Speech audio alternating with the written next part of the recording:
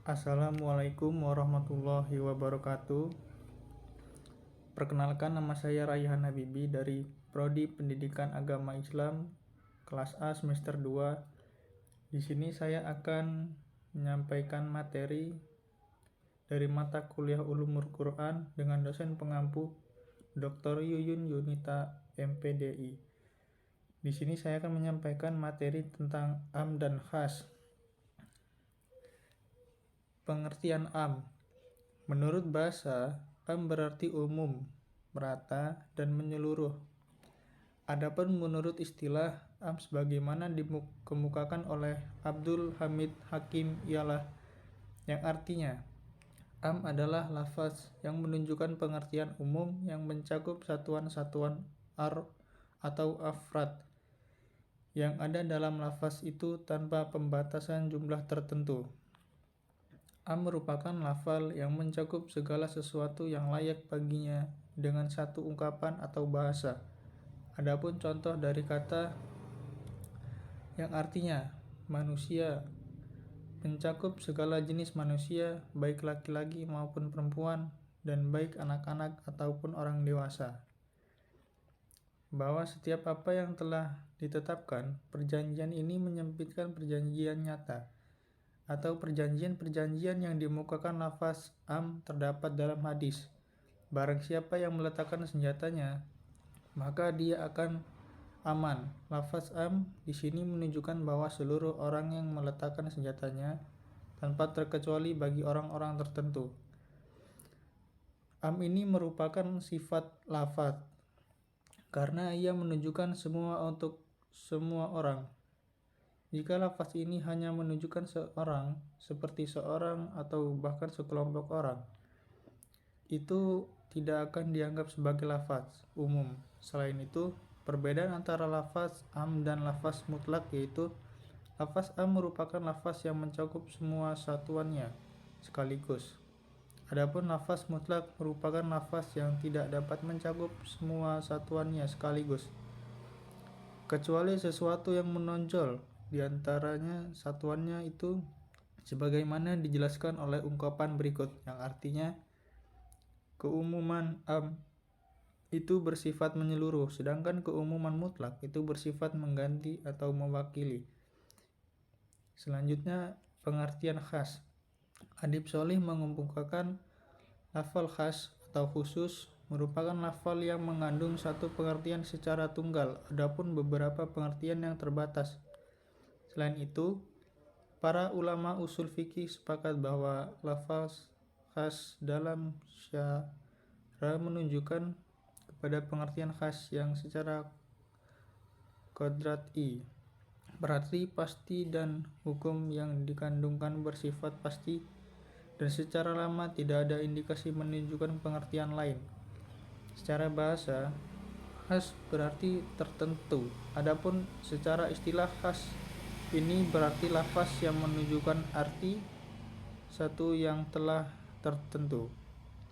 Makna dari satu yang telah tertentu ini bisa menunjukkan perorangan seperti Ibrahim, atau menunjukkan satu jenis seperti laki-laki, atau menunjukkan bilangan seperti 12, 15, sebuah masyarakat, sekumpulan, dan sekelompok.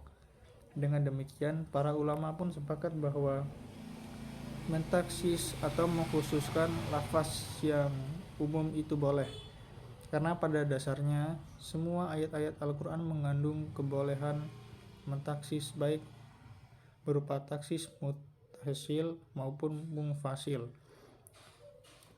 Selanjutnya ada bentuk-bentuk taksis muttasil dan munfasil. Ada bentuk-bentuk taksis muttasil yang bersambung, yaitu pertama, syarat. Contohnya yaitu bolehnya suami rujuk dengan sang istrinya jika ia menghendaki kebaikan. Yang kedua, sifat. Contohnya keseruan memerdekakan budak yang mukmin bagi orang yang membunuh orang mukmin yang tidak disengaja. Maka dari itu budak mukmin tidaklah memenuhi syarat. Yang ketiga, qoyah atau lafaz yang menunjukkan maksud terakhir. Contohnya ialah membasuh tangan dalam berwudu sampai siku-siku. Yang keempat ada ba'da, ba'du, mingkul atau pengganti dari sebagian. Contohnya ialah kewajiban haji bagi orang-orang yang mampu melakukan perjalanan.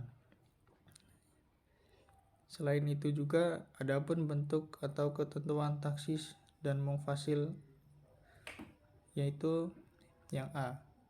Al-Quran dapat dikhususkan dengan Al-Quran. Misalnya batas iddah. Wanita yang telah cerai suaminya itu selama 3 kali suci atau haid. Jadi wanita-wanita yang telah ditalak suaminya, hendaklah wanita tersebut menahan diri atau menunggu. Selain itu, jika wanita-wanita yang sedang hamil waktu iddah mereka itu sampai mereka melahirkan anak yang dikandungnya. Yang B, Al-Quran dikhususkan dengan sunnah. Contohnya masalah warisan. Anak laki-laki mendapat 2 bagian dari bagian perempuan. Allah mensyariatkan bahwa bagian seorang laki-laki sama dengan bagian 2 orang anak perempuan. Tetapi jika ada seorang anak yang membunuh bapaknya, maka mereka tidak berhak untuk mendapat warisan. Begitu pula anak yang murtad atau kafir tidak berhak untuk mendapatkan hak waris dari seorang ayahnya yang muslim. Selanjutnya ada as-sunnah dapat ditaksis dengan sunnah. Contohnya hadis yang mengharamkan jika zakat hasil tani 10% ini dibantu dengan air hujan. Berkaitan dengan hal pengharaman tersebut karena hasil bijian yang diairi oleh air hujan dan belum mencapai 5 wasak itu tidak wajib untuk dikeluarkan zakatnya. Yang E, Al-Quran atau hadis dikhususkan oleh qiyas. Contohnya hukum dera bagi seorang pelaku zina dengan hukuman dera 100 kali. Jadi kesimpulannya, am adalah lafaz yang menunjukkan pengertian umum yang mencakup satuan-satuan atau afrad yang ada dalam lafaz itu tanpa pembatasan jumlah tertentu. Am merujuk pada makna umum yang mencakup segala sesuatu tanpa pembatasan jumlah tertentu. Sementara khas merujuk pada makna khusus yang pasti dan terbatas.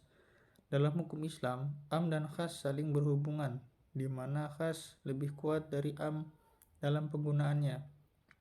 Taksis atau pengkhususan bisa dilakukan terhadap am dengan berbagai metode seperti syarat, sifat, ghoyah, dan lainnya.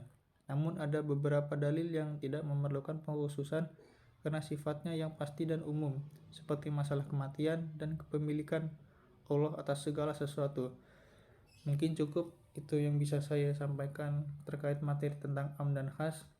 Saya akhiri. Wassalamualaikum warahmatullahi wabarakatuh.